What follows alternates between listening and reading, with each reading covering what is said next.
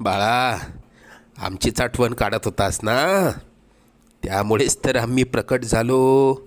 अरे मायबाप मानतोस ना आम्हाला, मग तुला पैशांची गरज असताना सांगायचं ना. कोणापुढेही हात पसरू नकोस. लोक 2-4 हजारांची मदत करतीलही, पण तुझ्या मागे सर्वांना तुझी मजबुरी हसत सांगतील. आता तुला कोणापुढे हात पसरण्याची वेळच येणार नाही. तू आजपर्यंत भरपूर दुःख सहन केलंस. लवकरच तुझ्या रडक्या भाग्यात सुखाचे दिवस येतील.